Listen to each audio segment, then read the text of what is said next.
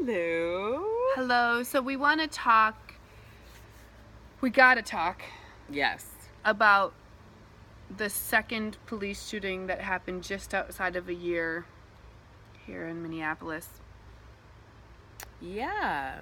So you probably know who we're referring to, but we'll just tell you. A white woman had called the police, and she was calling because she felt that there was an assault, or she thought there was an assault happening in like the back of her home where there was an alley. And anyhow, she was shot and killed by the police, by a black officer, more specifically a Somali officer.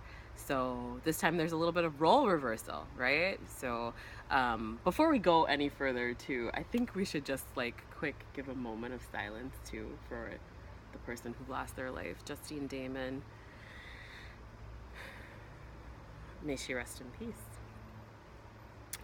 I think, was that a moment? Yeah, that was a moment. Go ahead. So it's challenging to talk about the disparities in the case without making sure that we really land on the fact that this was a tragedy. Mm-hmm. And we both just were like, no, oh, her family, Mm-hmm. and oh, this is horrible. Yeah. And so a lot of layers to talking about this. We want to be sensitive to all of that, but it's also important to really make sure that we're having an honest dialogue about the differences in the way these two murders are being treated. Yeah, murdered by the police. Yeah. For me, I mean, it's already like strikingly different in the way it's being handled, just versus the Philando case. I mean, they fired the police chief. I mean, I guess they said she gave the mayor asked for her resignation and accepted her resignation, which basically means she was fired. So, just fired fancy. Yeah, that's a fancy way of saying it. But coming out and making a statement before like the BCA has even completed their investigation, like, I mean, it just feels like, I mean, it feels, and it is quite a bit different, being handled quite a bit differently. And is that because of, in the wake of so many tragedies that have happened, this one's being handled differently, or is it being handled differently because of race? That's, I mean, but the fact that we have a new policy, we have a new policy on body cameras. Mm-hmm. The policy of body cameras was never even talked about before. So now we have new policy, someone's lost their job, and we haven't had an indictment yet, but there will be at least a trial.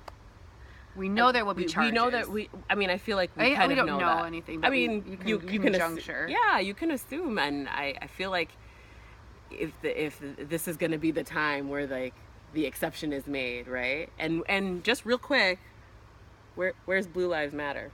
I'm just saying, like, is it because he's an officer of color? That's why all of a sudden, I mean, I can't even say officer of color. I'm specifically a black man who is Somali, right? Like, we don't hear Blue Lives Matter. We're not here. Where are the Blue Lives Matter folks? Where are the All Lives Matter folks? Don't you feel like this kind of feels like where was the NRA for protecting his right to bear arms? Right. The NRA didn't make a statement until a year, right? 1 year and like a week. So the real difference is that the disparity in results, in action plans, in empathy, all of that changes depending on the color of the victim. That's what it feels like. That's how it reads.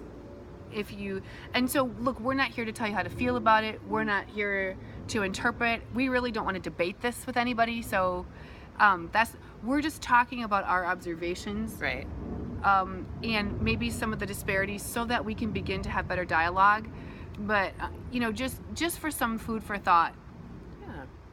And the discomfort of it. These are, basically what we're trying to do is invite you into the spaces and the way that we navigate our friendship. And this is what we just finished talking about. We don't have the answers. We don't have the solutions. Right. This is just what we just had. Well, I drink coffee, you drink water. Yeah. But this is what we just had over our cup of coffee, just really, really talking through our feelings about this. And so we're just letting you into this part of it. Yeah. To make your own decisions and your own conclusions. Yeah. it's again terrible that another person, another citizen, has lost their life at the hands of the police. And I don't know, our shirts kind of say it all, the phrase that we live by, #enough. Like, we're over this, And we're over not talking about it in healthy, compassionate ways. We're over people not hearing each other. Exactly. You can agree to disagree. You can have a conversation with somebody who doesn't think the same way as you rationally. It doesn't have to end in a fight or an argument, I think in this country, we would do a lot better all the way along if we could just learn to sit inside of each other's shoes a little bit more all along the way. However, I want to caution this because I believe that as the dominant culture, it's my job to get in someone else's shoes first. So I want to make sure, because it's not just equal. It's not like, well, you got to listen to me and I got to listen to you. It's like everybody listens to me. I have to challenge myself to get inside of your shoes, even though that's very uncomfortable for me. I make the first move. Right. So it's not, I just want to make sure that we're clear on that. All right. Absolutely. Talk about this. Talk about this over dinner tonight. Thanks. There's ways to do it. Bye. Bye.